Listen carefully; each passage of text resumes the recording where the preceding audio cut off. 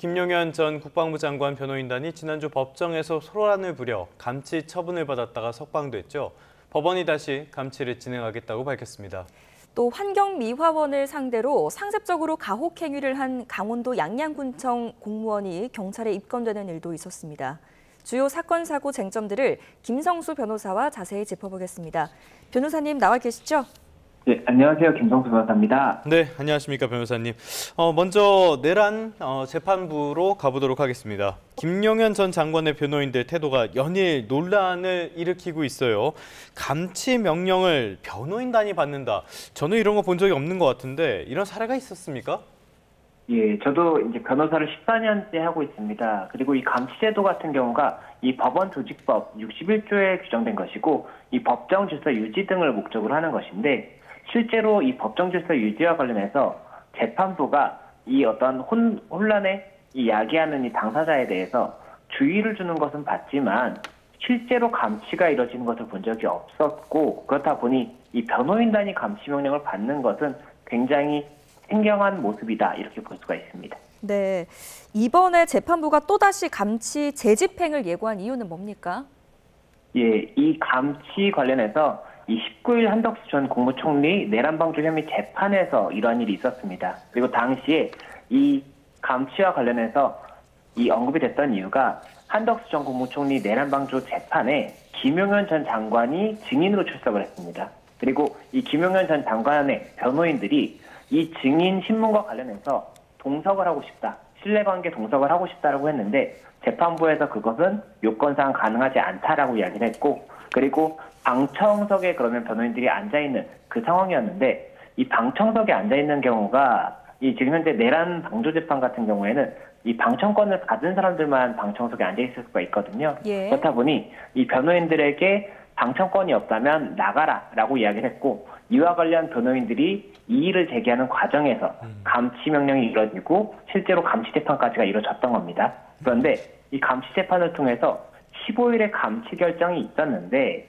이 감치 집행이라는 것이 이 법원조직법에 따라서 이 구치소라든지 이런 특정 장소에 유치를 함으로써 집행이 되는 겁니다. 그런데 집행을 위해서 서울구치소로 이제 이동이 됐는데 서울구치소에서 이 변호인들의 인적 사항이 특정되지 않았다는 것을 이유로 해서 집행이 어렵다라는 입장을 보였고 이에 대해서 법원에서 집행 정지를 결정을 했던 겁니다. 그렇다 보니 이번 재판부에서 그 집행 정지와 관련해서 이 집행 정지에 관해서 다시 인적 사항을 합법적인 방법을 통해서 확인을 한 다음에 다시 집행이 될 수 있도록 하겠다라고 언급을 했던 부분이 있었고요. 그리고 이와 별도로 이 감치 재판이 당일에 있었다고 말씀을 드렸지 않습니까? 이 비공개로 감치 재판이 진행이 됐었는데 당시에 이 과정에서 변호인들 측에서 뭐 해보자는 거냐, 공수처에서 봅시다 이런 이야기를 재판부에 함으로써 이 추가적으로 이 감치 재판 대상 행위가 추가로 별도로 이루어졌기 때문에 이에 대해서는 별도의 재판을 통해서 감치 결정을 추가로 할 수도 있다라는 언급까지 있었기 때문에 이에 대해서도 여러 가지 이야기가 나오는 겁니다. 자, 그런데요. 이 변호인단이 지금 재판관 그리고 재판관 쪽을 고위공직자범죄수사처에 고소하겠다 하고 실제로 고소를 했다고 하거든요. 이거는 무슨 배경으로 이런 이야기를 하는 겁니까? 네, 지금 현재 김용현 전 장관 측의 변호인들은 이 재판부의 당시 감치 관련 절차 진행이 결국에는 위법했다라고 주장을 하고 있는 것이고 이것이 위법한 행위가 맞다라고 한다면 그때는 이 감치 절차 진행을 위해서 당시에 몇 시간 정도 이 구금이 될 수밖에 없거든요. 그 구속이 될 수밖에 없었는데 그 행위 자체가 불법적인 판단에 의한 구속이었다고 한다면 불법 감금 혐의가 될 수가 있고 또 한 가지가 이 직권을 남용해서 이 타인의 권리 행사를 방해하는 이 직권남용 권리행사 방해죄도 될 수가 있기 때문에 우선 이 부분 관련 공수처에 고소가 있었고 그렇다면 공수처에서는 이러한 사실관계라든지 법리를 파악해서 이 부분이 위법했는지 여부에 따라서 혐의 적용, 가부를 검토할 수가 있을 것이기 때문에 이런 부분들에 대한 법적인 검토가 이루어질 것으로 보인다. 이런 상황인 겁니다. 네, 이번 사안과 관련해서 내란 특검도 나섰습니다.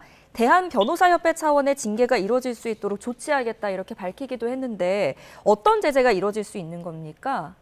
예, 이 변호사법에 의하면 변호사가 품위 유지 의무를 위반한다든지 아니면 어떤 형사적인 처벌을 받는다든지 이런 경우에는 이 처벌과 별도로 이 변호사법상의 징계를 검토할 수가 있습니다. 그래서 이 징계 같은 경우가 이 견책이라든지 3천만 원 이하의 과태료, 3년 이하의 정직, 제명, 영구제명 이렇게 5가지로 분류가 되는데 어떠한 행위가 실제로 변호사의 품위유지 의무에 위반된다든지 아니면 형사적인 이 처벌의 대상이 됐다라고 하면은 이에 대해서 어느 정도의 징계가 가능한지도 검토가 이제 가능할 수가 있기 때문에 예. 우선은 이 부분 관련 만약에 징계 요청이 있다고 하면 변협에서 이 부분에 대한 사실관계를 먼저 판단하고 해당 사실관계가 징계의 대상이 된다라고 한다면 어느 정도의 징계가 적정한지에 대한 이 검토를 하는 과정이 이루어질 수가 있을 것 같습니다.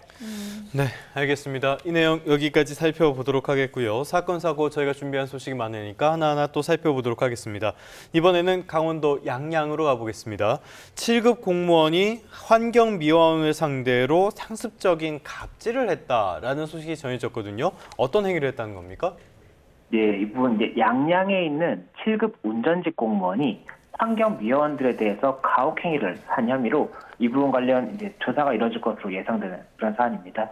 그래서 현재 언급되고 있는 이 가혹행위는 일단 이 운전직 공무원이기 때문에 청소차를 운전을 하지 않습니까? 네. 이 청소차를 운전을 하는데 이 미화원분들이 이 쓰레기를 내려서 들고 다시 청소차에 실은 다음에 사고 이동을 하게 되는데 이 차량에 탑승하기 어렵도록 청소차에 태우지 않고 먼저 출발을 하는 이런 행위를 한 영상들이 있었고 또 한 가지가 이 운전직 공무원이 투자한 주식 종목이 있었던 겁니다. 네. 그런데 이 주식 종목이 오를 수 있도록 이 주식에서는 빨간색이 이제 금액이 오른 것을 표시하는 것인데 이 빨간색 속옷이라든지 물건 이런 것들만 쓰도록 강요를 하기도 하고 이 본인이 투자한 주식을 같이 매입할 것을 강요하기도 한 겁니다. 네. 그리고 또 한 가지로 이 계엄령 놀이라고 하면서 자신이 투자한 주식이 떨어지면 이 환경미화원 중에 한 명을 이 가위바위보를 시킨 다음에 이 폭행을 하는 모습까지도 영상으로 공개가 됐거든요.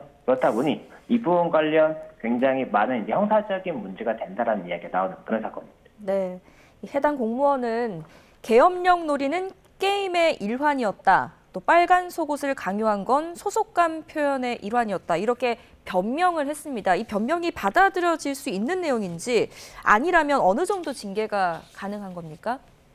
예, 일단은 이 사건 관련해서는 이 공무원이기 때문에 징계를 통해서 뭐 감봉이라든지 정직, 강등, 해임, 하면 등이 이제 검토가 될 수가 있을 것이고 예. 이와 별도로 형사적인 처벌도 검토가 될 수가 있습니다.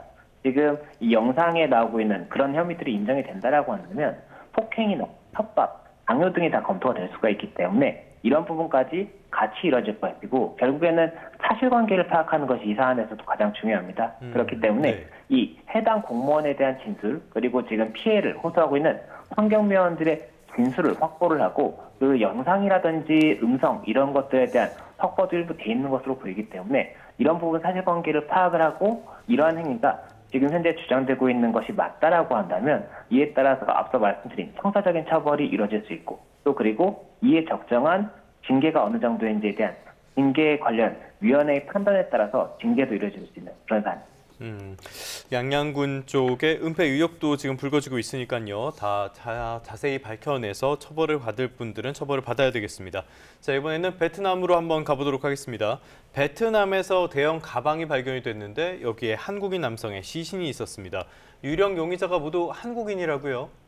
예, 맞습니다. 이 베트남 호치민시 주택가에서 한국인 한 명이 숨진 채 발견됐습니다. 그리고 이 시신이 대형 가방에 담긴 상태에서 발견이 됐는데 이 현지 경찰이 한국인 용의자 2명을 붙잡아서 조사를 하고 있고 이 2명 같은 경우가 이 대형 가방에 담긴 시신을 가지고 이동을 하던 와중에 이 신고가 된 겁니다. 이게 좀 의심스러운 가방이 있다는 신고가 되고 나니까 이 가방을 두고 도망쳤던 2사람이거든요. 그렇다 보니 이 2사람들에 대해서 어떠한 혐의가 있는지에 관한 이 수사가 이루어지고 있다. 이렇게 볼 수 있는 사건입니다.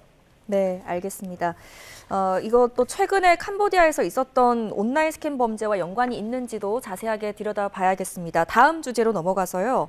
이 텔레그램을 통해서 성착취물을 유포한 김노관이 1심에서 무기징역을 선고받았습니다.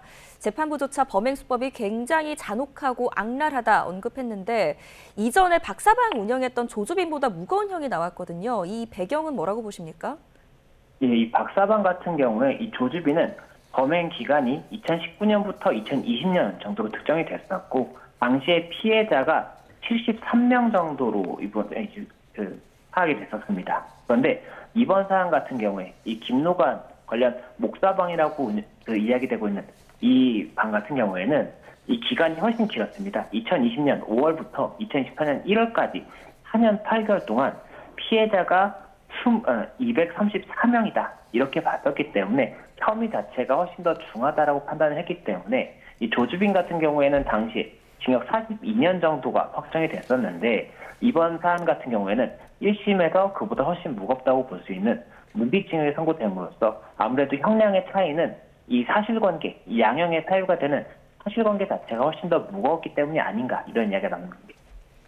네, 알겠습니다. 지금까지 다양한 사건, 사고, 쟁점들 짚어봤습니다. 김성수 변호사와 함께했습니다. 오늘 말씀 고맙습니다. 네, 고맙습니다.